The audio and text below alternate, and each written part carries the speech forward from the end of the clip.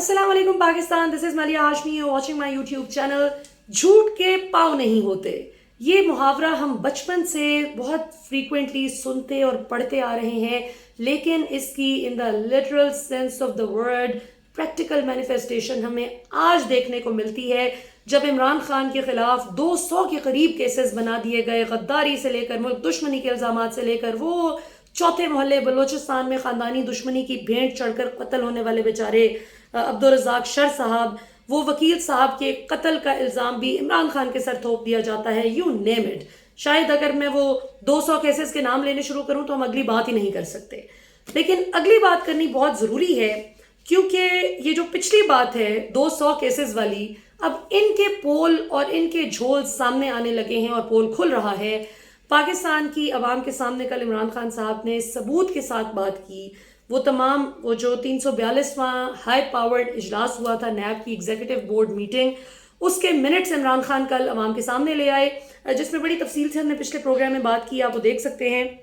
कि कैसे Al-Qadir trust case जो इमरान खान के खिलाफ ज़बरदस्ती छुट्टी वाले दिन 1 मई को रजिस्टर करके हाई कोर्ट के शीशे खिड़कियाँ तोड़ छोड़ के और किस एग्रेशन के साथ इमरान खान को जो है जैसे बड़ा कोई कौमी मुजरिम पकड़ा गया है, जिस तरह लेकर जाया गया, और पता ये चलता है खोदा पहाड़ निकला चूहा कि वो जो इंक्वायरी थी वो तो 2020 में ही ये फैसला कर लिया गया था कि इसको क्लोज कर दिया जाएगा। मलिक रियाज की और एनसीए की जो सारी बातचीत थी, रियासत पाकिस्तान इसमें पूरी तरह से बाखबर थी कि क्या बात हो रही है। नैब की एनसीए से क्या गुफ्तगू हुई, 190 मिलियन पाउंड्स मलिक रियाज का अगर पाकिस्तान आता है तो वो सीधा सुप्रीम कोर्ट के बैंक अकाउंट में जाएगा, और अगर रियासत पाकिस्तान ये प्रूव करना चाहती है कि ये पैसा मनी लॉन्ड्रिंग के जरिए पाकिस्तान से बरतानिया गया है, तो उसमें फिर ये कोई गारंटी नहीं कि 5, 7, 8 साल बाद जब ये केस इख्तिताम को पहुंचता है तो आप ये साबित कर पाएंगे कि मनी लॉन्ड्रिंग के जरिए गया है या नहीं। और अगर आप ये केस हार जाते हैं तो ये 190 मिलियन पाउंड्स भी पाकिस्तान नहीं आएगा, ये बरतानिया में ही रहेगा। सो पाकिस्तान की रियासत ने उस वक्त एक बेहतर डील स्ट्राइक की कि बजाय इसके कि पहले की तरह हम करोड़ों रुपए ये साबित करने में लग जाएं और एक फूटी कौड़ी भी पाकिस्तान ना आए, क्योंकि वाइट कॉलर क्राइम जो है उसको साबित करना बहुत मुश्किल होता है, उसका सबसे बड़ा गवाह अल्लाह ही है, और क़यामत के दिन एक एक चीज़ खुलेगी सामने। सो ये रियासत पाकिस्तान ने बेहतर समझा कि 190 मिलियन पाउंड जो अभी मिल रहा है वो तो फौरी तौर पे सुप्रीम कोर्ट के अकाउंट में ट्रांसफ़र किया जाए। अब उस पे एक ऐसी इंक्वायरी जो कि क्लोज हो गई, उसको जानबूझ के इनिशिएट करना और इमरान खान को बीच में इम्प्लिकेट करने की कोशिश करना, वो सारी जो चीज़ है वो इमरान खान ने खुल के बता दी कल के प्रोग्राम में। आप वो देख सकते हैं, मैंने सारी डिटेल बताई। अब आगे चलते हैं जी। आज तोशाखाना केस के हवाले से बड़ी एक इम्पॉर्टेंट अपडेट। सुप्रीम कोर्ट से रुजू कर रखा था पीटीआई के वकला ने, इमरान खान साहब के वकला ने, कि जी हम ये जो मौजूदा ट्रायल चल रहा है ये फेयर नहीं है। ये जज हुमायूं दिलावर जो ट्रायल कोर्ट के जज हैं, इन्होंने पहले भी एक ऐसा फैसला जिसको हमने हाई कोर्ट में चैलेंज किया था, उन्होंने हमारे खिलाफ फैसला दिया। हम ये कहते हैं कि ये टाइम बार्ड केस है। टाइम बार्ड केस वो होता है जो एक मुकर्ररा मुद्दत जब गुजर जाए तो उसके बाद बनाया जाए। जिस तरह अभी एक ताज़ा तरीन जो मिसाल है हुदैबिया पेपर मिल्स केस की हम देते हैं, कि जिसमें काजी फाइज साहब ने ये प्ली लेकर बंद कर दिया था शरीफ ख़ानदान के ख़िलाफ़ जो करप्शन केस था, मनी लॉन्ड्रिंग केस था, जिसमें इसहाक डार बाकायदा वादा मुआफ़ गवाह बने थे कि जी मैं शरीफ ख़ानदान के बिहाफ पर मनी लॉन्ड्रिंग करता रहा हूँ, पैसा पाकिस्तान से बाहर जो है वो भेजता रहा हूँ। तो इन तमाम तर इंकशाफात और जो एतराफ़ी बयान है, इस सब के बावजूद भी उस केस को महज ये प्ली लेकर बंद कर दिया गया था कि ज़ायदुल मियाद है, यानी टाइम बार्ड है।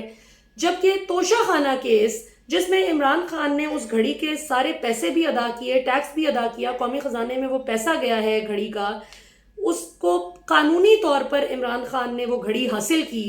उसको कहा जा रहा है कि नहीं, इस पे इमरान खान का ट्रायल होगा। जबकि नवाज शरीफ, जरदारी, मरियम नवाज ये तोशाखाना से गैर कानूनी तौर पर गाड़ियां ले उड़े, लेकिन उनको कोई पूछने वाला नहीं, उन पे कोई केस नहीं बना। जबकि तोशाखाना का कानून कैटेगोरिकली स्टेट करता है कि आप कोई भी गाड़ी नहीं ले सकते तोशाखाना से। सो घड़ी ले सकते हैं, इमरान खान ने ली, उसके पैसे भी अदा किए, लेकिन वो कहते हैं नहीं, पहले इमरान खान ने घड़ी बेची थी, اس کے بعد ان پیسوں سے ادا کر دیے. او بھائی قومی خزانے میں پیسہ آ گیا گھڑی کا, ٹیکس ادا کر دیا, کوئی چوری تو نہیں کی, تو پھر مسئلہ کیا ہے؟ لیکن مسئلہ یہ ہے کہ پبلک سپورٹ عمران خان کے ساتھ ہے اور عمران خان کو کسی طرح بائی ہک اور بائی کروک مقابلے سے باہر کرنا ہے. سو جج ہمایوں دلاور کی جو امپارشلٹی ہے اس پر سوال اٹھاتے ہوئے پہلے ہائی کورٹ میں بات کی عمران خان کے وکلاء نے, جب وہاں داد رسی نہیں ہوئی اور جو تمام تر اپلیکیشنز انہوں نے اس حوالے سے دے رکھی ہیں جج عامر فاروق صاحب کو, جو چیف جسٹس ہے اسلام آباد ہائی کورٹ کے. بائی دا وے وہی جج صاحب ہیں جنہوں نے مریم نواز کو بھی آزادی کا جو ہے وہ ان کا فیصلہ کیا تھا, اور یہ وہی جسٹس عامر فاروق صاحب ہیں کہ جب عمران خان کو 9 مئی کو یہ شیشے ویشے توڑ کے عمران خان کو بڑے قومی مجرم کی طرح جب گرفتار کر کے لے کر جایا گیا تھا القادر ٹرسٹ کیس میں 9 مئی کو, جو کہ چھٹی والے دن 1 مئی کو رجسٹر بھی کیا گیا تھا جلدی میں, تو اس میں عمران خان کی گرفتاری کو جسٹس عامر فاروق نے کہا کہ یہ قانونی ہے,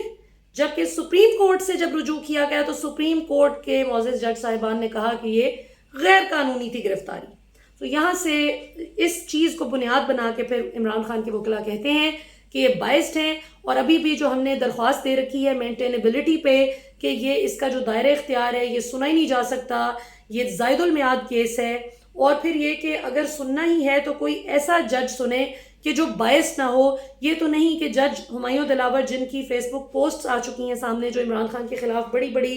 انہوں نے فضول غیر اخلاقی گفتگو اس اکاؤنٹ سے کی گئی ہے, جس کو جج ہمایوں دلاور خود مان رہے ہیں, تسلیم کر رہے ہیں کہ وہ میرا ہی فیس بک اکاؤنٹ ہے. البتہ اگلی بات وہ بڑی مزے کی کرتے ہیں کہ جو پوسٹس ہوئی ہیں اس فیس بک اکاؤنٹ سے وہ میں نے نہیں کی. یہ بھی بڑی دلچسپ بات ہے. بہرحال یہ سارا معاملہ آج سپریم کورٹ کے سامنے رکھا گیا اور سپریم کورٹ نے فیصلہ کیا ہے جی, اور انہوں نے کہا جی ہم آرڈر نہیں کریں گے لیکن ہم ریکویسٹ کریں گے ہائی کورٹ کو کہ آپ پہلے جو پینڈنگ یہ اپلیکیشنز ہیں, درخواستیں ہیں, یہ ساری سن لیں. ظاہر ہے ہائی کورٹ کے جج عامر فاروق جب تک ان درخواستوں کو سنیں گے ہی نہیں تب تک تو نیچے ٹرائل کورٹ میں وہ کرتے جا رہے ہیں جلدی. ہمایوں دلاور جو ہیں پتہ نہیں کس چیز کی جلدی ہے. جب آپ کو یاد ہوگا کہ جج عامر فاروق صاحب نے جو اسلام آباد ہائی کورٹ کی چیف جسٹس ہیں, انہوں نے جب کہا تھا کہ 1 ہفتے کے اندر آپ نے اس کا فیصلہ کرنا ہے, تو انہوں نے فوری طور پر 3 دن کے اندر جج ہمایوں دلاور نے کہا کہ ہاں یہ اس کی مینٹینیبلٹی جو ہے وہ ہے, یہ قابل سماعت ہے. اور یاد رہے کہ پہلے بھی یہ قابل سماعت اس کو قرار دے چکے تھے, اور اسلام آباد ہائی کورٹ میں گئے تھے عمران خان کے ججز اور عمران خان کے لائرز, اور انہوں نے جا کے معزز جج صاحب کے سامنے یہ معاملہ رکھا تھا, اور پھر اسلام آباد ہائی کورٹ نے دوبارہ یہ معاملہ انہی جج صاحب ہمایوں دلاور کے پاس بھیج دیا ان کی عدالت میں کہ جی آپ فیصلہ کریں. سو اب سپریم کورٹ میں آج یہ بات کی گئی ہے کہ ہمیں نہ جسٹس عامر فاروق پر اعتماد ہے, ہم نے ان کے خلاف عدم اعتماد اور عدم انصاف کی پٹیشن بھی دائر کر رکھی ہے. سو خدا را اس چیز کو دیکھا جائے. ہم یہ نہیں کہتے کہ فلاں جج کے پاس لگائیں, فلاں جس طرح نواز شریف کہتے تھے کہ فلاں جج سے کی کورٹ سے نکال کے فلاں جج کے پاس لے جائیں. ہم کہتے ہیں کہ صرف ان جج صاحب کے پاس کیس نہ لگے کیونکہ یہ بائسڈ ہیں, ان کے ماضی کے عمران خان مخالف فیصلوں سے ثابت ہوتا ہے. لہٰذا آپ کسی بھی اور جج کے سامنے لے جائیں, ہمیں وہ نہیں, ہم اس بارے میں پرٹیکولر نہیں ہے کہ کس کو آپ کیس دیتے ہیں. تو یہ ابھی تک کی صورتحال ہے کہ اس کو پتہ نہیں آپ ریلیف کہہ سکتے ہیں یا نہیں, لیکن بہرحال سپریم کورٹ نے یہ کہہ دیا ہے کم از کم کہ ہائی کورٹ پہلے وہ ساری جو پینڈنگ درخواستیں ہیں عمران خان کے وکلاء کی وہ ذرا پہلے ان کو سن لیں اور اس کے بعد آگے چلیں. خواجہ آصف صاحب نے بہت ہی بہت نازیبا اور گھٹیا زبان استعمال کی ہے پی ٹی آئی کی سینیٹرز کے خلاف, اور انہیں کچرا کہا, انہیں عمران خان کی حکومت کی باقیات اور کھنڈرات سے تشبیہ دی اور کہا کہ یہ گند جو ہے, یہ کچرا جو ہے اٹ مسٹ بی کلینڈ, اور یہ کچرا مطلب سینٹ سے مطلب پی ٹی آئی کو بالکل ہی وائپ آؤٹ کر دیا جائے. خواجہ آصف صاحب کو یہ کس نے حق دیا کہ وہ اس قسم کی گھٹیا گفتگو کر سکیں اور امپیونٹی کے ساتھ جو ہے گفتگو کر کے وہ آزاد پھرتے رہیں, ان کو کوئی سوال کرنے والا نہیں. یہ ایک شرم کا مقام ہے پاکستان کی سیاست کے لیے. اور پی ٹی آئی کے جو سینیٹرز ہیں ڈاکٹر زرقا اور دیگر, انہوں نے خیر بڑے اچھے ٹکا کر جواب دیے خواجہ آصف صاحب کو, لیکن مجھے پرسنلی بڑی شرم آئی کہ یہ انہوں نے کیسی گندی بات کی ہے. ہم تو ابھی خواجہ آصف صاحب کی تعریف کر رہے تھے بلکہ وہ اعتزاز احسن صاحب نے بڑی ٹھیک بات کہی کہ میں تو خواجہ آصف کو کہنے لگا تھا کہ یہ شعر لگا جو اس نے کہا ہے کہ اسحاق ڈار کو نہ لگائیں، ہم نہیں لگائیں گے اور نہ ہی ہم کنسیڈر کر رہے ہیں نگران وزیر اعظم کے طور پہ، کیونکہ یہ تو پھر امپارشلٹی نہیں ہوتی، ظاہر ہے وہ ابھی کی موجودہ حکومت کے بڑے کی منسٹر ہیں، تو یہ کیسے ہو سکتا ہے کہ ان کے انڈر الیکشن ہو۔ اور خواجہ آصف ماضی میں بھی اعتزاز صاحب نے یاد دلایا اور بڑی صحیح بات کہی کہ خواجہ آصف نے ماضی میں بھی سپریم کورٹ میں پٹیشن لے کر گئے تھے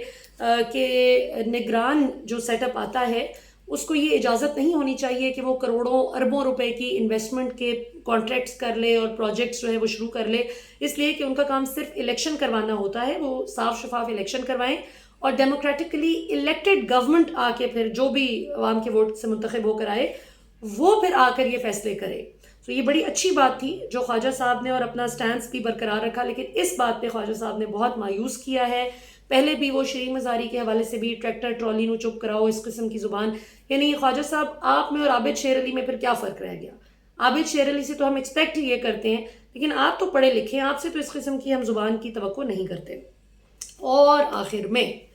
ایک خبر چلائی گئی اور بڑے باوثوق مستند ذرائع سے اس خبر کو فلوٹ کیا گیا میڈیا پر، اور پرنٹ میڈیا سے اس کا آغاز ہوا۔ ایکسپریس ٹریبیون میں یہ خبر چھپتی ہے آج سے 4 دن پہلے، اور اس پہ میڈیا میں بھی بات ہوتی ہے۔ نون لیگ کے ذرائع ان آفیشلی ہمیں کنفرم بھی کرتے ہیں کہ واقعی اسحاق ڈار کو کنسیڈر کیا جا رہا ہے بطور نگران وزیر اعظم، لیکن یہ جو پیغام غالباً اسٹیبلشمنٹ کو دینے کی کوشش کی گئی تھی، اور یہ بھی کہ اپنی طرف سے ہی ہوا میں بات چھوڑ دی گئی کہ اسٹیبلشمنٹ بھی اسحاق ڈار کے نام پر متفق ہے، صرف یہ تاثر دینے کے لیے کہ اسٹیبلشمنٹ اور نون لیگ جو ہیں وہ اگلا سیٹ اپ بھی مل کر لانے میں سیم پیج پر ہیں۔ کل اگر آپ نے ڈان کا ایڈیٹوریل دیکھا ہو، اگر آپ کی نظر سے گزرا ہو، تو اس میں اب یہ دراڑ آپ کو بڑی واضح نظر آ رہی ہے، جو اس میں بھی پوائنٹ آؤٹ کیا گیا، مینشن کیا گیا کہ نواز شریف ڈٹ گئے ہیں کہ اگلا جو کیئر ٹیکر سیٹ اپ ہوگا وہ نون لیگ کی مرضی سے ہوگا، وہ ابھی موجودہ حکومت کی مرضی سے آئے گا اگلا جو نگران سیٹ اپ کے کرتا دھرتا ہوں گے۔ اور یہ ایک طرح سے پیغام اس ایڈیٹوریل کے ذریعے ظاہر ہے کہ اسٹیبلشمنٹ کو بھی دیا گیا۔ اب مزیدار بات یہ ہے کہ اسحاق ڈار کو جس نے بھی خواب دکھایا ہے، مجھے تو نہیں پتا کس نے خواب دکھایا ان کو نگران وزیر اعظم بنانے کا کہ ان کو بنا دیا جائے گا۔ اب ایک قانون سازی کا بھی کہا جا رہا ہے کہ غالباً جو کیئر ٹیکر سیٹ اپ میں ظاہر بڑے محدود سے اختیارات ہوتے ہیں۔ الگ بات ہے کہ ابھی پنجاب میں محسن نقوی صاحب بالکل اپنے اختیارات کا جو ہے ناجائز استعمال کر رہے ہیں، تجاوز کر رہے ہیں اپنے اختیارات سے، البتہ کیونکہ ظاہر اس میں پوسٹنگز، ٹرانسفرز اور اس طرح کے امپورٹنٹ ڈیسیجنز لینے کا اختیار نہیں ہوتا۔ لیکن آج کل خیر قانون ہے کدھر، کون عمل پیرا ہو رہا ہے قانون پر، تو کچھ بھی ہوتا ہے۔ ابھی لیکن اس کی تھوڑی سی اس کو لیجیٹیمائز کرنے کی کوشش کی جا رہی ہے، اس کی لیجسلیشن کی جا رہی ہے کہ اور ذرائع کے مطابق اس کی مزید ابھی ڈیٹیلز آئیں گی تو آپ کو بتائیں گے انشاءاللہ، لیکن ابھی تک ذرائع کے مطابق یہ خبر ملی ہے کہ موجودہ حکومت سے ہی کچھ لیجسلیشن غالباً کروانے کی کوشش کی جا رہی ہے کہ جس میں نگران سیٹ اپ جو ہے ایک تو اس کی جو اختیارات ہیں ان کو تھوڑا سا وسیع کیا جائے گا کہ وہ کچھ اہم فیصلے لینے کی قانونی اجازت رکھتے ہوں گے، اور اس سے پھر وہ بھی جو ایک اسلام آباد میں بڑی بات کئی مہینوں سے چل رہی ہے کہ اب کے جو نگران سیٹ اپ آئے گا وفاق میں تو وہ صرف کچھ مہینوں کے لیے نہیں آئے گا، وہ کم از کم بھی 2 سال کے لیے ضرور آئے گا، 2-3 سال، اور IMF کے پروگرام کی امپلیمنٹیشن سے بھی اس بات کو جوڑا جا رہا ہے۔ اور میں تھوڑا سا اگر اسٹیبلشمنٹ یہ سوچ رہی ہے، جو کہ پچھلے سال بھی اس طرح کی باتیں تھیں کہ شاید شہباز حکومت کا تختہ الٹ کے اور بس ان کو گھر بھیج کے تو ایک کیئر ٹیکر سیٹ اپ یا کوئی ٹیکنوکریٹک سیٹ اپ آ جائے۔ ابھی جو ٹیکنوکریٹک سیٹ اپ ہے وہ کیئر ٹیکر سیٹ اپ کی آڑ میں لانے کی کوشش ہوگی، جو کہ اگر تو ملک کی بہتری کے لیے ہے تو کسی کو بھی اعتراض نہیں ہونا چاہیے۔ تو یہ ابھی دیکھنا باقی ہے بہرحال کہ کس طرح سے ہوتا ہے، کیونکہ الیکشنز کو اگر ڈیلے کر کے کوئی ٹیکنوکریٹک سیٹ اپ لایا جاتا ہے، کیونکہ نون لیگ کی بڑی ضد تھی کہ جی اب ہم الیکشن میں گئے تو ہمیں بڑے جوتے پڑیں گے، سارے ووٹ عمران خان کو پڑ جائیں گے، بڑی ان کو ایک دوسرے کو انہوں نے تسلی دلائی کہ عمران خان تو جیل میں ہوں گے، کیا فکر ہے، لیکن پھر بھی ان کو خطرہ ہے کہ نہیں، عمران خان کے خلاف جتنے بھی کیسز بنے ہیں سب بوگس جعلی ہیں، یہ کسی بھی ہائر کورٹ میں جب سنے جائیں گے تو یہ اڑ جائیں گے کیس، اور عمران خان کسی بھی وقت باہر آ جائیں گے اور ساری گیم الٹ سکتی ہے. تو لیٹس سی کیا ہوتا ہے. لیکن یہ مجھے لگتا ہے کہ کسی نے اسحاق ڈار کو یہ خواب دکھا کر کہ ہاں ہاں تم ہی بنو گے اگلے نگران وزیر اعظم، اور یہ لیجسلیشن والا جو چکر ہے یہ چلا دیا جائے گا. بہرحال اب آخری دن ہے شہباز حکومت کے. لیٹس سی کیا ہوتا ہے. آپ سے انشاءاللہ اگلے پروگرام میں ملاقات ہوتی ہے. پاکستان ہمیشہ زندہ باد.